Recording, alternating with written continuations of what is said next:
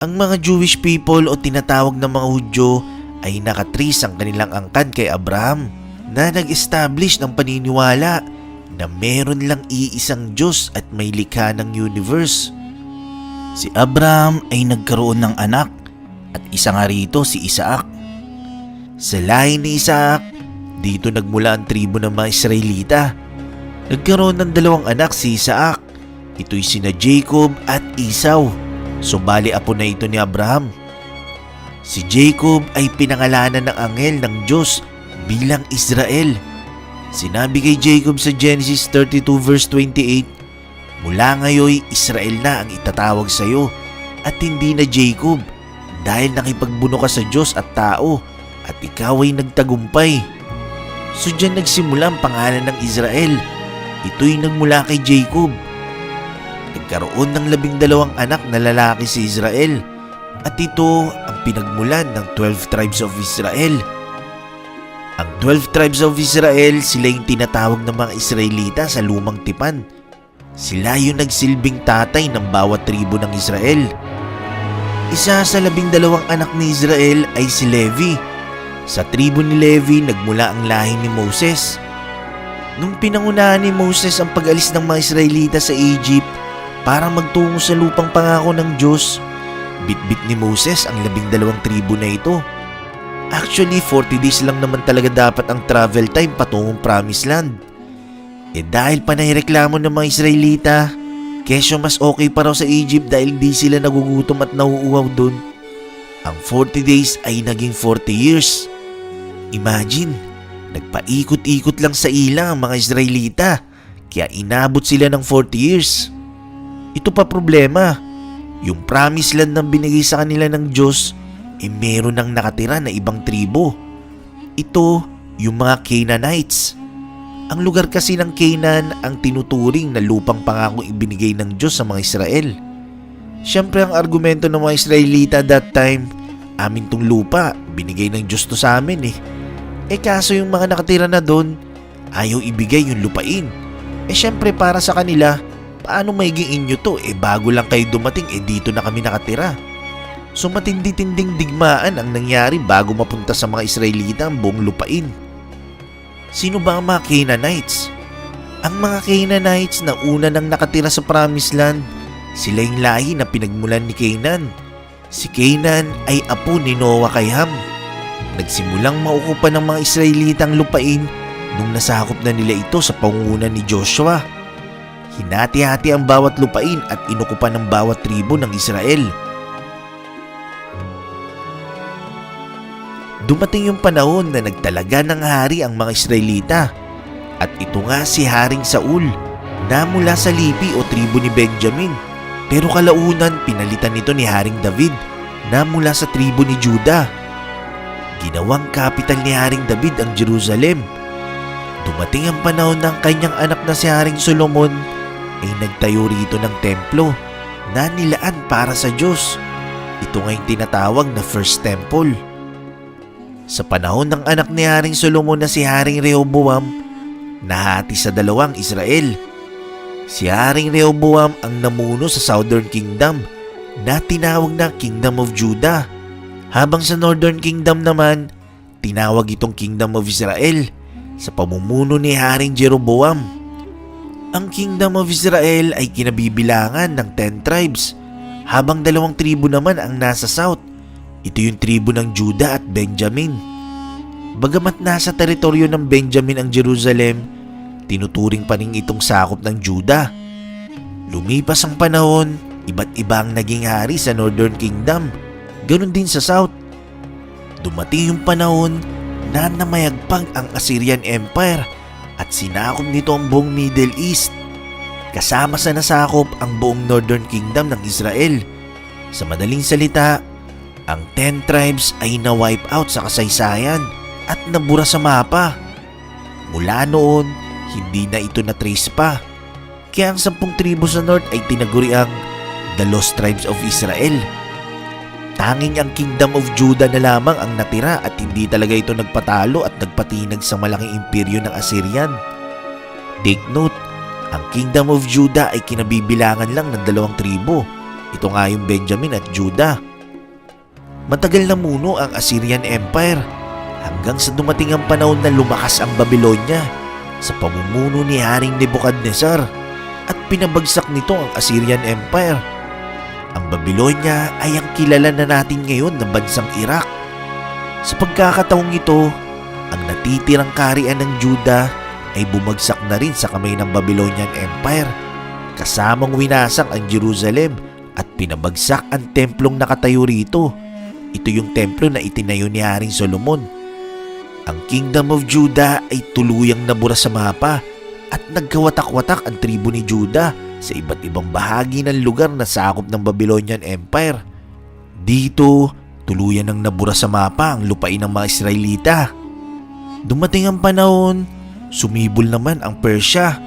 Nanalasa naman ito sa pangungunan ni King Cyrus the Great. Lumawak ang imperyo at pinabagsak nito ang Babylonian Empire. Naglabas ng kautusan ng Haring Cyrus na ang lahat ng mga Hudyo ay maaari nang bumalik sa kanilang lupain.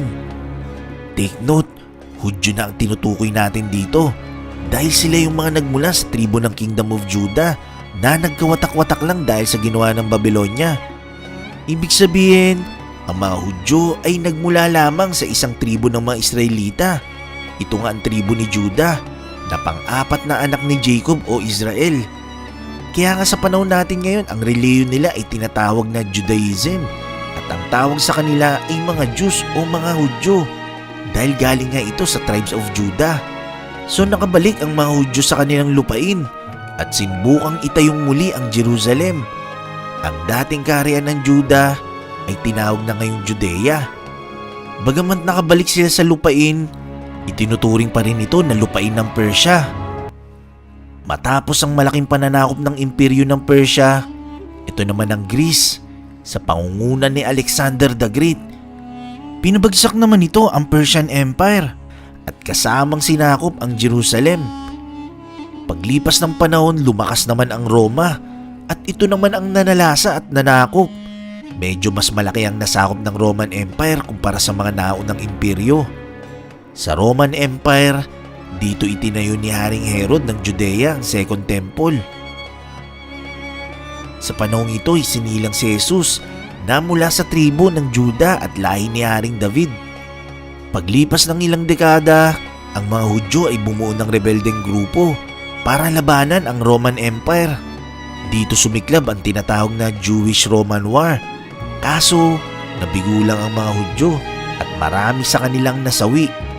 Dito ibinagsak ng Roman Empire ang Second Temple na itinayo ni King Herod.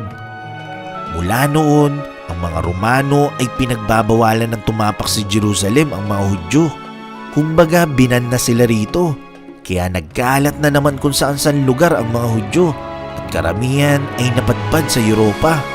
Ito pa ginawa ng mga Romano. Sa sobrang gigil nila sa mga Hudyo, ang buong Judea ay pinalitan ng pangalan na Palestina at ang Jerusalem ay pinalitan nila sa pangalan na Aelia Capitolina. Ito ay para tuluyan ng mabura ang claim ng mga Hudyo sa lupain ng Israel. Sa Second Temple na binagsak ng mga Romano, tinayuan naman nila ito ng templo para sa kanilang Diyos na si Jupiter. Ang Palestina ay Latin word ng Palestine ngayon. Ito ang ginamit na pangalan ng Romano dahil sa paniniwalang ang lupain ay tinitirahan ng mga lahi ng Philistines o Filisteo. Ito yung lahi ni Goliath na naging kalaban ni David. Pagkalipas uli ng ilang dekada, na-convert naman sa Christianity ang Roman Emperor na si Constantine. Dumating ang panahon, nanalasa naman at nanakop ang Islamic Empire. Halos ang buong Middle East ay sinakop nito at iba pang bahagi sa mapa. Ang Aelia Capitolina na dating Jerusalem ay tinayuan ng mga Muslim ng Dome of the Rock sa lugar kung saan itinayo noon ang First and Second Temple. Tinayo rin nila ang Al-Aqsa Mosque at Dome of the Chain. Kaya mula noon, itinuturing na ng mga Muslim ang Jerusalem bilang pangatlo sa holiest city. Dumating ang panahon, bumuo ng malaking hukbo ang Santo Papa ng Roma upang bawiin ang Holy Land mula sa kontrol ng mga Muslim. Dito nabuo ang tinatawag na First Crusade. Sinakop ng mga Crusader ang Aelia Capitolina at dito naganap ang madugong labanan sa pagitan ng mga Kristiyano at mga Muslim. Inubos ng mga Crusaders ang lahat ng hindi Kristiyano na naroon. At sa labanang ito, nanalo ang Crusaders. Dito ibinalik na ang pangalang Jerusalem mula sa Aelia Capitolina. Pero sa pagkakataong ito, tinawag na itong Kingdom of Jerusalem. Pero hindi pa tapos ang digmaan dahil lumitaw naman ang tinatawag na Mamluks. Hindi sila Muslim pero ginawa silang sundalong alipin noon para magsilbi sa Islamic Empire. Lumakas ang grupong ito. Naging kilala ang mga Mamluks dahil napabagsak nito ang mga Crusaders at nasakop ang Jerusalem. Pagkaraan ng halos ilang siglo, dumating naman ang Ottoman Empire at sinakop ang Jerusalem. Sumiklab ang World War I at nanalasa naman ang British Empire at pinabagsak nito ang Ottoman.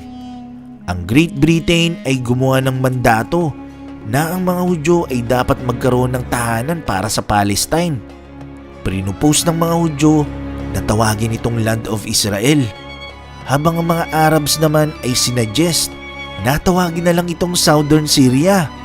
Pero nireject ito ng British authorities. Sa halip, ang kabuuang lupain ay tinawag na Palestine. Dahil sa pressure sa mga Arabs, winidraw ng British authorities ang commitment nito sa mga Hudyo na mag-migrate sa lupaing ito mula Europe. Di natupad ang pangako ng British authorities na bigyan ng sariling lupain ng mga Hudyo. Kaya sa panahon ito wala talagang mga Hudyo sa lugar na to at lahat ay halos nasa Europe at ibang bahagi ng bansa. Naganap ang World War II. Alam naman natin ang ginawang pagtutugis sa mga Hudyo. Matapos ang World War II, ang UN General Assembly ay inadapt ang resolusyon na hatiin ang Palestine noong November 29, 1947.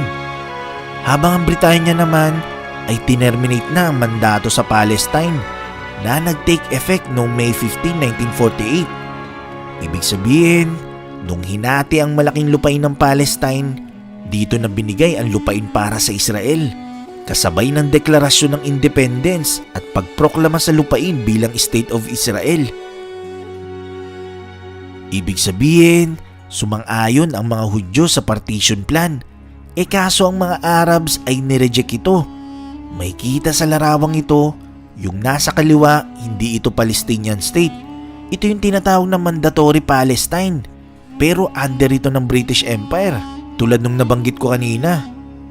Ang katabing larawan naman, yan yung partition plan na binanggit ko kanina. Yan yung time na dineklarang estado na ang Israel. Ganyan ang itsura ng mapa. Pero dahil nireject ito ng mga Arabs, inatake nilang mga Israeli noong June 1948. Dito in-invade nila ang mga Israeli. Kaso isang buwan nang nakalipas, nakabawi naman ang mga Israeli at naglunsad ng counter-attack noong July 1948 at napaatras ang mga kalabang Arabs. Para magkaroon ng tigil putukan, dito nagkaroon ng Armistice Agreement o yung Green Line na tinatawag. Di nagtagal, nagkaroon na naman ng digmaan sa pagitan ng mga Israeli at Arabs na tinawag na Six-Day War. Nasakop ng mga Israeli ang buong peninsula at na-extend pa ito sa ilagang bahagi ng Egypt. Nakuha ng mga Israeli ang lupain ng Sinai Peninsula sa baba at ang Golan Heights sa itaas. Hindi natigil ang giyera sa pagitan ng mga Israeli at mga Arabs hanggang sa binalik na lang ng mga Israeli ang Sinai Peninsula sa Egypt. Nung nagdedeman naman ng mga Arabs na ibalik sa kanila ang West Bank, hindi na maibalik ng mga Israeli ang buong lupain dahil halos 100,000 na Israeli na ang nakatira rito, kaya hindi na nila mapaalis. So dahil dito, nagkaroon ng dibisyon sa loob ng West Bank na nagmistulang isla sa mapa. Ang areas na ito ay nahati sa tatlong magkakaibang dibisyon na in-establish ng Oslo Accords noong 90s. Pero ang malaki pa ring issue ay ang Jerusalem. Dahil nung Six-Day War, inukupan na ito ng Israeli at kiniklaim ng Israel na kanila ang kabuuan ng Jerusalem. Kaso, ang claim ng Palestine dapat hati. dahil tinamaan sa gitna ng Armistice Line o yung Green Line ang Jerusalem. Kaya dapat merong West at East Jerusalem. Kaso sa part naman ng Israel, wala nang bisa sa kanilang Armistice Green Line dahil nga nagkadigmaan na. Kaya ngayon, yan ang kasalukuyang itsura ng mapa ng Israel.